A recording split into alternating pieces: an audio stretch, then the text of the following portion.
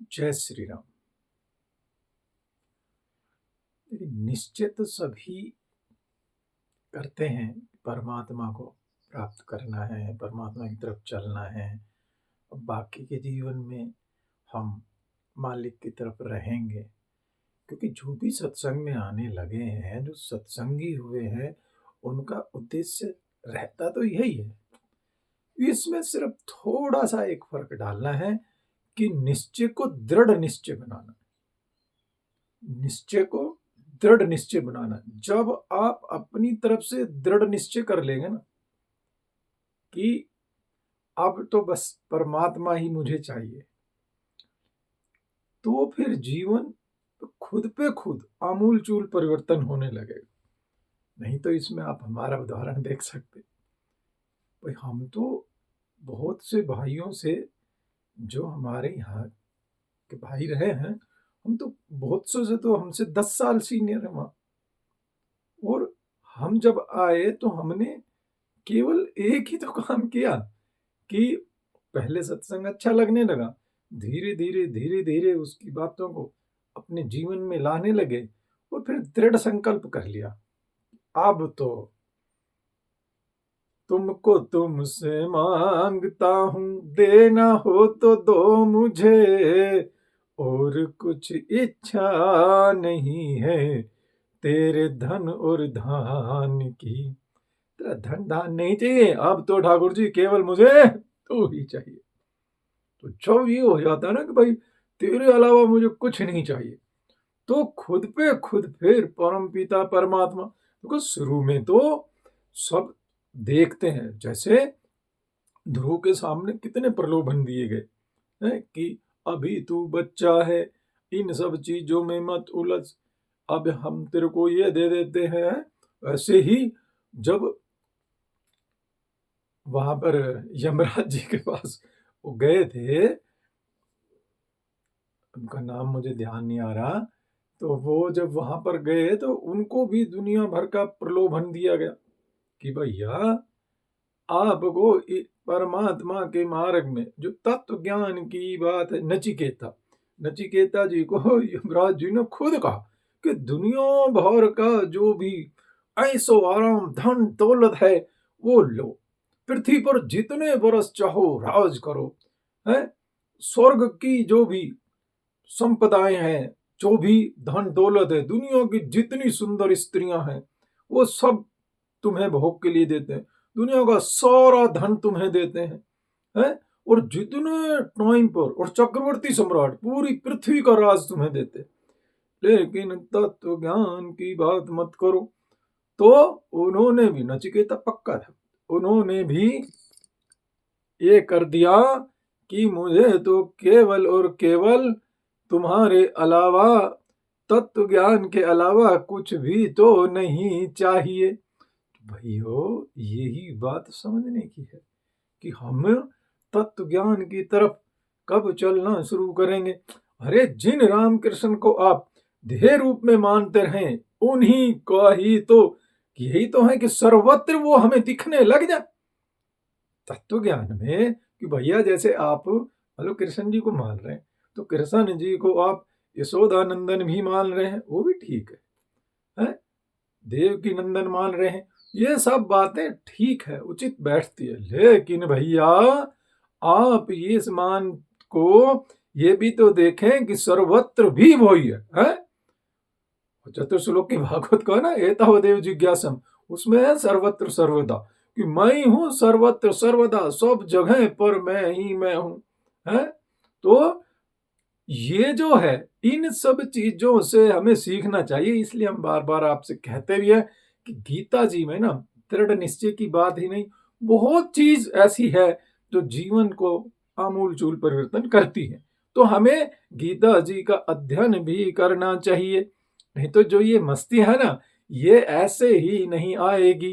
बार बार आपने पहले भी आप सुनते रहे होंगे, और फिर हम लोगों को लगता भी होगा ये सब चीजें कि मुझे मेरी मस्ती कहाँ लेके आई, तो मेरी मस्ती मुझे कहाँ लेकर के आ गई। ये सब आपको सोचना चाहिए, यहाँ मेरे अपने सिवा कछु नाही। मेरे अपने सिवा तो कुछ है ही नहीं, सारी दुनिया में मैं ही मैं हूँ। है ऐसे भी सर्वत्र सर्वदा का जो बात है, ये आपको जब इसकी झलक पड़ने लगेगी ना, है तो हम भी नहीं कह सकते भाई हम अभी जान गए और हम तो संपूर्ण हो गए, ऐसा कुछ नहीं। लेकिन उस मार्ग पर चलते चलते वो मार्ग हमें अच्छा लगने लगा है और खुद पे खुद मस्ती छाने लगी। तो ये सारी बातें जब जीवन में आने लगे तो समझो कि मार्ग तो सही चुन लिया है। तो भैया हम सब अपने जीवन में से कुछ ऐसा समय जरूर निकालें, हरदम हर समय कुछ एकांत सेवन करें, कुछ जो स्पेशल आप अपने लिए कुछ करें। तो कोई पहले भी एक बार हमने बताने की कोशिश करी है कि आप अपने लिए 24 घंटे में से अपने लिए क्या करते हैं? नहाना धोना खाना पीना सोना उठना ये सारा होता, फिर दुकान या सर्विस में आप लग जाते हैं। और लोगों के लिए आप 40-40 50-50 साल सर्विस में निकाल रहे हैं, जिनकी नौकरियां आप कर रहे हैं, उनसे उनको तो आपने कमा कमा करके, और देखो आप सारा जीवन पिल गए उसी चक्कर के अंदर। थोड़ा अपना कोई एक टारगेट बनाओ कि ये मेरे 2 बच्चे 4 बच्चे इनका मैंने लालन पालन करना है, और जब ये समर्थ हो जाए तो उसके बाद जो समय मेरे पास रहेगा वो मैं अपने लिए दूं। आपने अभी ये सोचा ही नहीं, उनके बच्चे हो गए उनको भी वो लगाने लगे हो कि भैया अब तो हमारे बच्चों के बच्चे हो गए, इनका भी हम ही करेंगे, इनको भी हम देखेंगे। तो फिर तो बढ़ाते जाओ।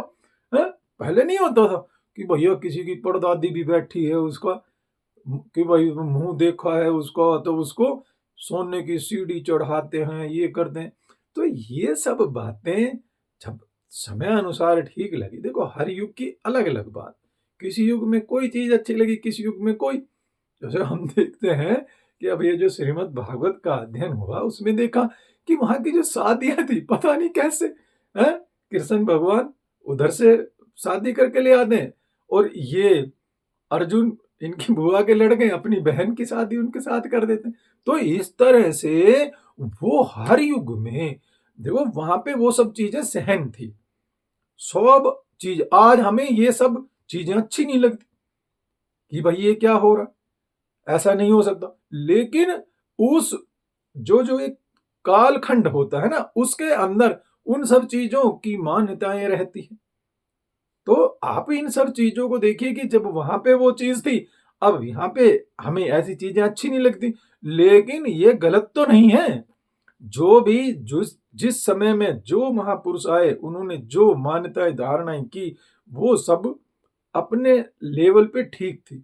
और फिर आप इन चीजों की तरफ ज्यादा अगर आप जाते हैं तो ये भी तो बताते हैं बार बार, ये क्यों नहीं आप सीखते।